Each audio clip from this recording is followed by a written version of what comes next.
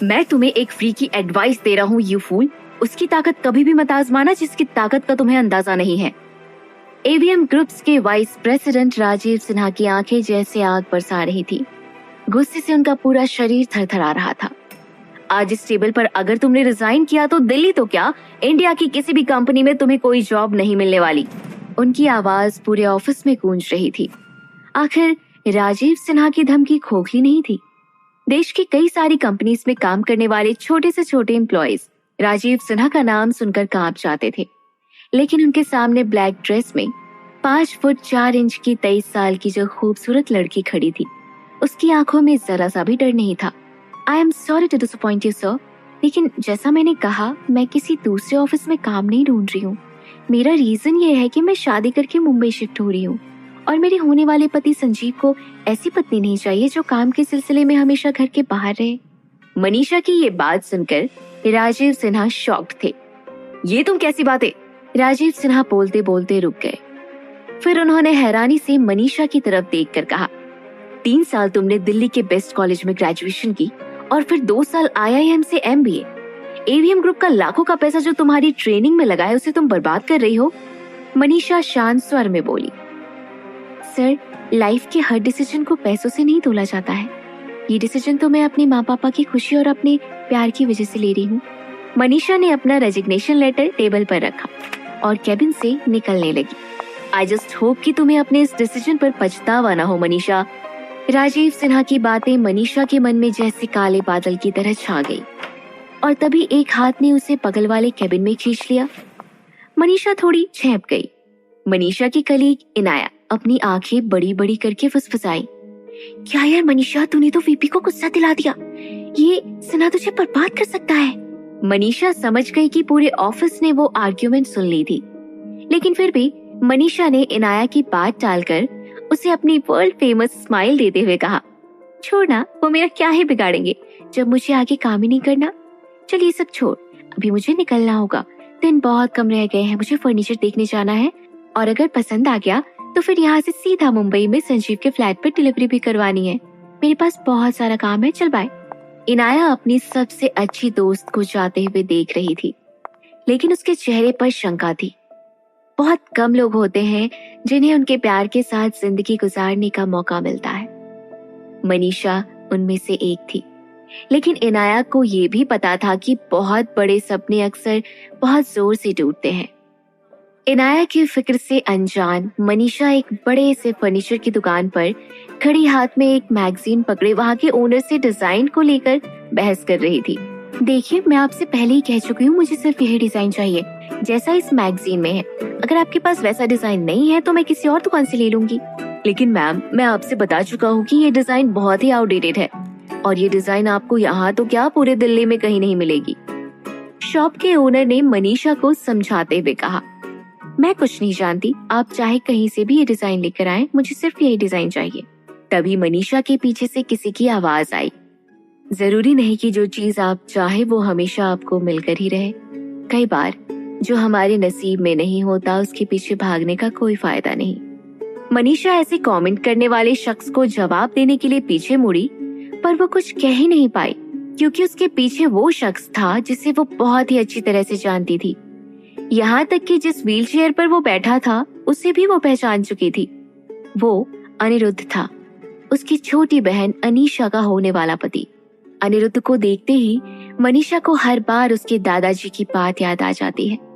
आखिर क्यों ना आए, दिल्ली के लीडिंग इंडस्ट्रियलिस्ट प्रताप रघुवंशी को वो बचपन से देखती आई थी। आज भी उनकी मुस्कान, उनकी दी हुई चॉकलेट मनीषा की यादों में है। मनीषा के पिता अपनी फैक्ट्री खोलने से पहले प्रताप रघुवंशी के यहाँ मैनेजर थे और प्रताप रघुवंशी उनकी बहुत इज्जत किया करते थे। बचपन में 1-2 बार मनीषा अपने पिता के साथ रघुवंशी मैंशन भी गई थी और प्रताप रघुवंशी मनीषा को बहुत लाड करते थे। तभी मनीषा को उसकी यादों से वापस लाते हुए अनिरुद्ध बोल उठा, लगता है आपने मुझे यहाँ एक्सपेक्ट नहीं किया था, शायद मैं ही गलत समय में गलत जगह पर आ गया। मनीषा ने देखा कि कुछ दूरी पर कार के पास कैलाश भी खड़ा है और उन्हें देख रहा है। कैलाश अनिरुद्ध का खास आदमी था, या यूं कहो कि वो अनिरुद्ध की परछाई था। मनीषा हैरान होते हुए बोली, तो मतलब आप अनिरुद्ध ने मुस्कुराते हुए कहा, आप मुझे तुम कहकर बुला सकती हो, आखिरकार हमारा रिश्ता जो जुड़ चुका है। मनीषा अनिरुद्ध को यहाँ देखकर हैरान थी, लेकिन उसने इस बारे में कोई सवाल नहीं किया। अनिरुद्ध के अंदर अपने पिता जैसी सौम्यता नहीं थी। वो एक सीरियस टाइप का इंसान था, लेकिन अनिरुद्ध के अंदर एक तहजीब जरूर थी, जिस वजह से मनीषा उसकी इज्जत करती थी। तभी अनिरुद्ध ने मनीषा से आगे कहा, अगर आपके पास थोड़ा समय है तो क्या हम एक साथ लंच कर सकते हैं? मनीषा ने मुस्कुराते हुए बड़ी ही सौम्यता से कहा, सॉरी, मैं लंच के लिए संजीव से मैजेस्टिक होटल में मिलने वाली हूँ। हमारा पहले से प्लान था। वैसे आने वाले समय में तो हम चारों को साथ मिलने के बहुत से मौके मिलेंगे, तब कभी लंच पर चल लेंगे। मनीषा ने देखा कि अनिरुद्ध ने ये जवाब सुनकर कोई भी रिएक्शन नहीं दिया। उसका चेहरा एकदम सपाट था। अनिरुद्ध ने सीरियस लहजे में कहा, जैसी आपकी मर्जी, पर मेरी एक बात जरूर याद रखना, समय का किसी को नहीं पता, मिलता वही है जो किस्मत में लिखा होता है। ये कहते ही अनिरुद्ध ने अपने व्हीलचेयर का एक बटन दबाया और उसकी एडवांस व्हीलचेयर उसे उस दुकान के बाहर ले चली। मनीषा को अनिरुद्ध की बात समझ में नहीं आई और कुछ सेकंड्स के लिए वो उसकी बोली बात को समझने की कोशिश करने लगी, लेकिन तभी उसने अपने दिमाग पर जोर ना डालते हुए उस बात को रफा दफा कर दिया। सुबह से मनीषा का दिमाग बेकार की बातें सुन सुनकर बहुत ज्यादा थक चुका था। अब वो बस अपने मंगेतर की बाहों में सिमटना चाहती थी, उसके साथ बातें करके अपने दिल का बोझ हल्का करना चाहती थी। लेकिन उसका संजीव भी एक बार काम में जुट गया तो फोन ही नहीं उठाता था। मैजेस्टिक होटल के रेस्टोरेंट में बैठी मनीषा संजीव के इंतजार में 4 ग्लास पानी पी चुकी थी, जब एक वेटर आकर बोला, मैम, अगर आपको कुछ ऑर्डर नहीं करना है तो प्लीज टेबल खाली कर दीजिए, बहुत सारे लोग वेट कर रहे हैं। वेटर की बातें और संजीव के ऊपर गुस्से से मनीषा की आंखें भर आईं। तभी पीछे से एक जानी पहचानी सी आवाज आई, ये कोई तरीका है अपने गेस्ट से पेश आने का? मैडम को जब तक वेट करना होगा वो करेंगी, अपने मैनेजर को जाकर बोलो, अनिरुद्ध रघुवंशी ने कहा है। वेटर वहां से दुम दबाकर भाग गया और अपनी व्हीलचेयर पर बैठा अनिरुद्ध मनीषा के सामने आ गया, वो भी एक ही दिन में दूसरी बार। लगता है आपके मंगेतर बहुत ज्यादा बिजी हैं। अगर आपको कोई ऐतराज ना हो तो क्या मैं आपको लंच के लिए ज्वाइन कर सकता हूँ? रिश्तेदारी और शिष्टाचार अपनी जगह पर थी, लेकिन अब मनीषा की सहनशक्ति की हद पार हो चुकी थी। अपनी चेयर से उठते हुए उसने अनिरुद्ध से कहा, नहीं जीजा जी, मुझे लंच नहीं करना है, न आपके साथ न संजीव के साथ, मैं घर जा रही हूँ। मनीषा ने जाने के लिए कदम उठाया भी नहीं था कि पीछे से अनिरुद्ध एकदम बदली हुई आवाज में बोला, लगता है आप नाराज हो गए। अच्छा ओके, लंच नहीं करना है तो हेल्प तो कर सकती हो। मेरा असिस्टेंट कैलाश न जाने कहाँ चला गया है।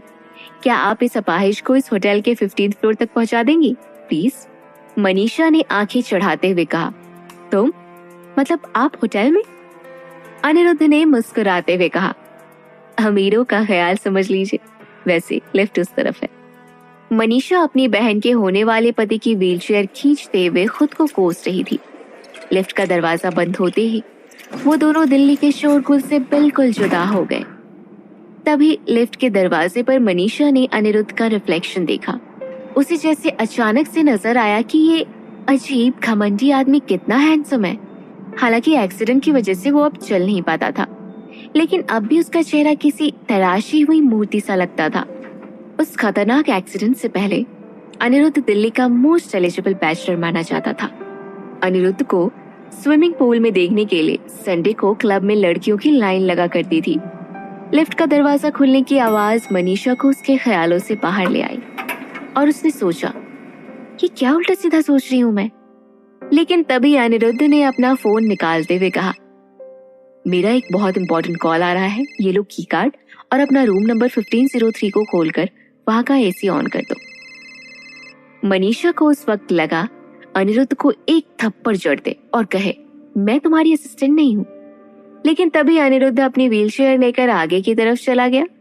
मनीषा उस सुनसान होटल के कॉरिडोर से रूम नंबर 1503 की तरफ बढ़ गई। रूम की तरफ जाते हुए मनीषा के मन में सवालों का तूफान सा उठ रहा था। पहले तो अनिरुद्ध उससे कभी कभार ही मिलता था, लेकिन आज वो अचानक से एक दिन में इतनी बार कैसे मिल रहा था? पहले फर्नीचर शॉप, फिर होटल, और अब रूम खोलकर एसी ऑन करने के लिए कहा। मनीषा ने सोच लिया था कि वो एसी ऑन करके वहां से भाग जाएगी, लेकिन जैसे ही मनीषा ने उस रूम का दरवाजा खोला, उसे पता चला कि एसी पहले से ऑन था।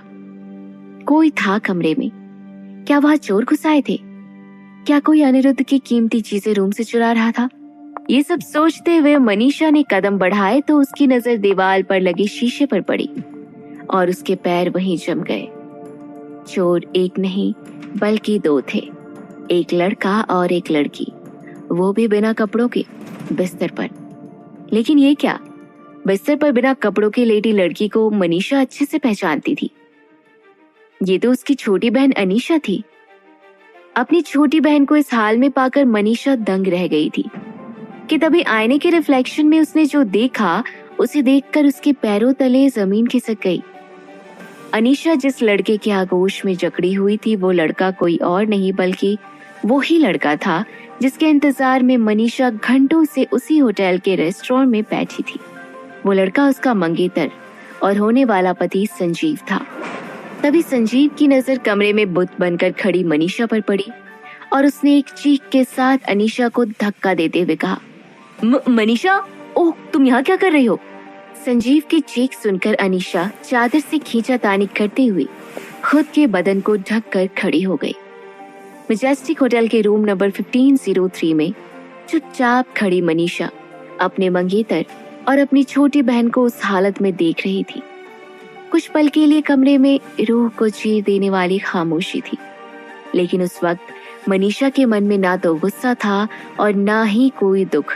क्या अनिरुद्ध को अनीशा और संजीव के बारे में पहले से पता था? क्या इसलिए वो मेरे पीछे पीछे भाग रहा था जिसे मैं इन दोनों को रंगे हाथों पकड़ूं? रह रह कर ये सारे सवाल मनीषा को परेशान कर रहे थे। क्यों कर रहा था अनिरुद्ध ऐसा? और अब क्या करेगी मनीषा, जिसने अपने प्यार के लिए अपनी नौकरी, अपना करियर, सब कुछ छोड़ दिया था? जानने के लिए सुनिए अगला एपिसोड सिर्फ पॉकेट एफएम पर।